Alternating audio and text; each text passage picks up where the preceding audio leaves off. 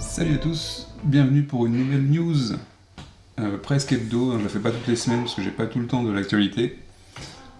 Et cette semaine, pas beaucoup plus. En fait, vous allez le voir, par rapport à ce que vous avez vu en intro de la vidéo, en principe, j'ai peint un peu d'AltarQuest. J'ai joué un peu à AltarQuest, mais pas beaucoup cette semaine, et du coup, j'ai pris un peu de retard pour les vidéos. Enfin, du retard, comme si c'était un boulot, ce qui n'est pas le cas. Les jeux de la semaine, donc AltarQuest, j'en suis au deuxième scénario, j'en ai commencé une avec mon fils, ça marche très bien. Il n'y a pas de souci au niveau du gameplay, c'est assez cool. C'est vraiment un type particulier de jeu en tant que dungeon crawler, c'est quand même relativement mécanique au début quand on commence à comprendre et à avoir les cartes. Mais il y a quand même une sensation de vouloir aller plus loin, de découvrir plus. De savoir ce qu'il va y avoir derrière la prochaine porte, même si c'est un peu redondant au niveau enfin pour l'instant sur les deux scénarios, au niveau de la découverte d'une salle, savoir comment on va faire ouvrir une salle, on va s'attendre à avoir des monstres à l'intérieur, donc c'est un peu, ça se ressemble un tout petit peu.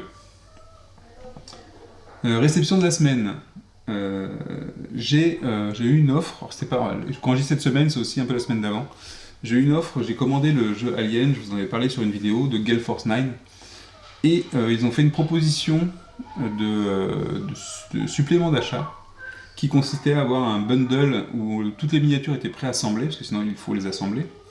Donc préassemblées, hein, pas pré-peint, mais préassemblées avec une boîte avec les mousses personnalisées pour mettre toutes les figurines à l'intérieur.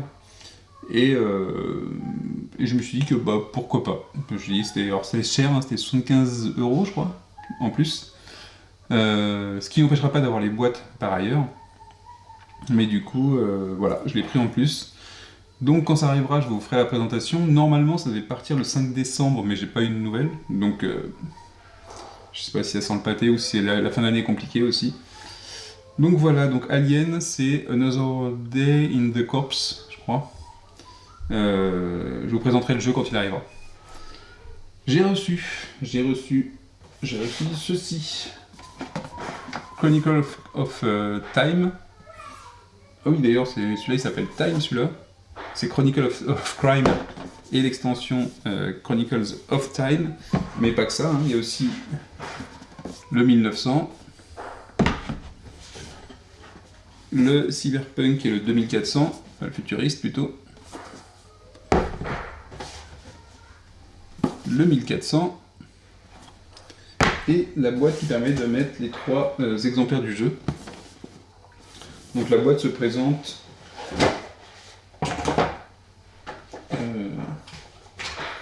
comme la boîte de base finalement. Je vais essayer de le montrer sans... J'ai mis les cartes un petit peu en vrac dedans. Voilà, avec les différentes époques, les 3 époques. Sachant que l'extension, donc je ne l'ai pas encore ouverte, ça c'est des boîtes vides hein, quand même.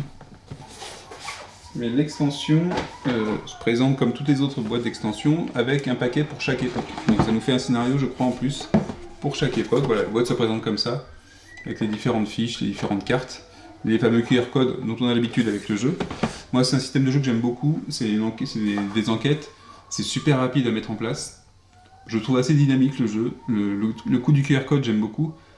Petit bémol, je lui ai pensé qu'après, je me suis dit, mais ça se trouve, faire une enquête en 1400 du style le nom de la rose, est-ce que ça va pas être bizarre avec un téléphone? Bon, à voir, à voir. Mais le système de jeu est très bon, donc j'ai bien aimé, je voulais avoir d'autres univers, c'est assez cool. Petit bémol, pour ceux qui se souviennent, dans le premier jeu Chronicle of Crime, il y avait un plateau en dur, et dans celui-là, c'est pas le cas. Dans celui-là, on a, je vous fasse voir, un truc tout fin. Alors moi j'ai le playmat, donc ça ira. Je vais vous faire voir le playmat aussi. On a un truc tout fin. Ah mais il est là peut-être. Alors il y en a différents pour les différentes époques, mais par contre c'est du. Voilà, c'est pas du cartonnet. C'est pas du carton épais. Donc pour mettre les cartes, c'est ça. C'est un peu de cheapos quand même. Et donc pour l'extension 2400, il y a ça. Vous avez une doc pour chaque règle. Et ça c'est. Donc vous avez. Hop, ça. Et pour mettre les cartes. Mais vous voyez que c'est. Ouais, moyen. Pour ceux qui n'ont pas eu le jeu avant, je trouve que c'est un peu. Donc il y en a un pour. Par contre, ils ont mis un dans chaque boîte. Ah, c'est peut-être pour le coup, hein. Mais je trouve que mettre les cartes là-dessus, je sais pas si ça va être top. Autant sur le cartonnet, sur le plateau qu'on avait dans le premier, c'était sympa. Autant là, alors c'est thématique, hein. Ça reprend le thème, ça reprend l'époque. Mais je ne sais pas si ce sera sympathique. Et du coup, je me suis dit que j'ai bien fait de prendre le playmat. Bon, après, je pense qu'il y a moyen de jouer sur le plateau de base, si on a le jeu de base, qui n'est pas nécessaire, hein, je crois, pour l'extension. Ils sont tous autonomes. C'est-à-dire qu'on n'a pas besoin de jeu en plus. Ils se jouent chacun individuellement. Donc si vous voulez qu'une seule époque, vous pouvez le faire, sachant que c'est pas encore sorti en boutique aussi. 1400 est sorti en boutique. Et je ne suis pas sûr qu'au niveau de l'application, ce soit disponible, tous les scénarios soient disponibles. Il doit y avoir 1400, 1900 je ne sais pas, et 2400 pas encore. Parce qu'en fait, ils ont sorti au niveau du Kickstarter, ils ont les impressions bien en avance de ce qui était prévu. Donc ils ont envoyé le matériel, sachant que les applications et les scénarios vont arriver courant 2021. Mais donc vous pouvez déjà jouer à celle qui est 1400, qui est déjà en boutique également. Et voilà. Le playmat. Qu'est-ce que j'ai fait du playmat? Parce qu'il est quand même assez gros, bien emballé. Sympa. Et c'est un super playmat cousu sur les côtés. Hop. Je sais pas si on va bien le voir, parce que je le mets à l'endroit.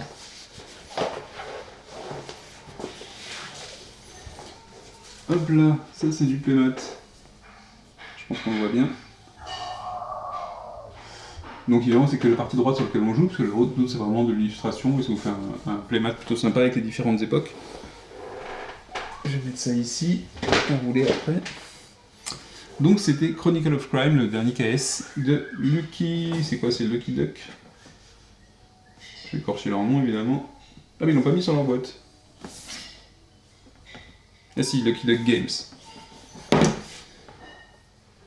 C'est marrant parce que le jeu de base je l'avais acheté à Cannes, je crois. Il était en solde à Cannes. D'ailleurs je l'avais pas acheté à Lucky Duck. Il le vendait plus cher qu'un revendeur. Ouais. Je me suis rattrapé avec le KS. Alors, des actualités KS, j'ai rien regardé parce que je fais autre chose en ce moment et du coup j'ai pas eu le temps de regarder s'il y avait des nouveautés et puis j'ai essayé de freiner parce que j'ai beaucoup de choses qui doivent arriver.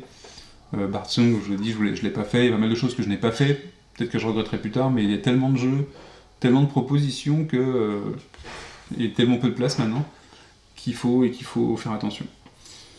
Donc du coup en ce moment je ralentis un peu les KS, toute proportion gardée. Et je vais attendre de recevoir un peu plus de ce que j'attends depuis un petit moment. Et à ce propos, les nouvelles de mes KS, Dice Throne Adventure, donc c'est un jeu, je me rappelle plus, ça fait longtemps, je l'ai pledgé celui-là.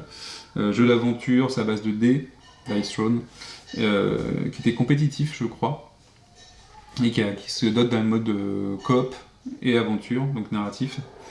On a fait la confirmation d'adresse, donc ça c'est toujours un bon signe, hein. Ce qui était cool aussi sur leur page de KS, ils listaient les différentes étapes en disant si c'était complété, quand est-ce que c'était prévu, et ainsi de suite. On voyait vraiment le déroulement des différentes étapes. Et même si c'est bullshit par rapport à la réalité, on sait toujours que les présentations d'avancée de projet c'est toujours bullshit, c'était agréable de voir une avancée et finalement ça permettait de savoir que le projet n'était pas mort, qu'il n'était pas abandonné et qu'il n'y avait pas de soucis. Mais vu que vous avez fait une première saison, il n'y a pas de raison. Donc là, c'est la première saison qui est relancée, donc un reprint de la première saison et une deuxième saison avec le mode aventure. Donc, l'envoi ça devrait être début décembre. Et donc sûrement début d'année, je pense qu'on sera vers janvier à la maison, à mon avis. Je pense que, enfin, il y a des chances que tout ce qui aurait pu être fin décembre en temps normal arrive plutôt en janvier. Même Dungeon Crusade, à mon avis, je suis pas sûr qu'il arrive. Il y a quand même pas mal de problèmes d'envoi, pas mal de problèmes de cargaison, de stockage et autres, et je pense que ça va ralentir un peu, grosso modo, plus les périodes de fête, ça va ralentir un petit peu les envois. Alors ce qui est quand même cool, c'est que tout ce qui est envoyé en décembre arrivera sûrement, et on évitera tout ce qui est fête ou tout ce qui est éventuellement une nouvelle pandémie, une nouvelle galère. Par rapport à ça, ce sera bien. Si c'est déjà sur les bateaux, même si ça arrive un peu plus tard après, c'est pas mal. Oko Chronicle, donc eux, c'est une fin de prod au 18 décembre. Et il faut compter 4-5 semaines pour l'envoi vers les hubs. Donc on n'est pas prêt de l'avoir tout de suite, mais ça veut dire qu'on l'aura peut-être en mars. Faut peut-être compter sur mars pour avoir Oko Chronicle. Donc c'est un reprint, c'est un mode coop aussi. Donc ça c'est pas mal. Peut-être que je ferai une vidéo du premier Oko. Alors c'est pas du coop, c'est du compétitif. Mais c'est un système de jeu très cool, le premier Oko. Et l'univers est super cool, hein. C'est tiré d'une bande dessinée. Si vous connaissez pas, regardez un petit peu, c'est très sympa. Je ferai une présentation peut-être du jeu quand je recevrai le KS, tiens. On fera une comparaison des univers. Dungeon Crusade, bon bah j'ai reçu le mail, j'ai reçu 3 mails d'envoi. Apparemment, tout ce qui est Europe, donc j'espère que vous avez tous reçu vos notifications, parce qu'elles ont dû être au même moment où on faisait les paquets, mais tout ce qui est Europe est parti sur le bateau. Tout ce qui est US va attendre un prochain bateau, tout ce qui est Europe doit être sur le bateau. Donc j'imagine qu'on va attendre 4 semaines encore. Donc si ça nous... Je pense que ça va rater Noël, et ce sera peut-être début janvier, une première quinzaine de janvier, peut-être. À voir. Et puis c'est tout pour cette semaine, hein, je vous le dis, c'est assez light, c'est pour ça que je ne vais pas faire non plus chaque semaine quelque chose si j'ai pas de choses qui arrivent, des KS qui arrivent. L'année est chargée en termes de jeux vidéo, je suis aussi joueur de jeux vidéo, en termes de jeux, et puis vu que je passe un peu plus de temps et que je joue un peu plus avec mon fils, si parfois on laisse les jeux en plan pour la semaine, donc j'ai ma table de jeu qui est prise, vous voyez qui s'est mis en place ici, et pourtant on est sur les derniers tours hein, du scénario, c'est le scénario 2 je crois. Non, c'est pas le scénario 2, c'est le scénario, je ne sais même plus lequel c'est. The Rescue, on doit sauver un prisonnier, on l'a récupéré là, on a trouvé la salle dans laquelle il va être prisonnier, et là on doit le ramener dans la salle où il y a l'altar, et il faut qu'il y ait au moins un héros avec le prisonnier dans la salle de l'altar. Et on est à 2 tours d'avoir le gros vilain qui apparaît, donc ça va être chaud. On va essayer de se débrouiller pour que le vilain n'apparaisse pas dans la salle de l'altar, ce serait pas mal. Donc Altar Quest, hein, c'est quand même un excellent jeu, je trouve ça assez cool. Et sur ce, je vous souhaite une bonne semaine, un bon jeu et à une prochaine. Ciao.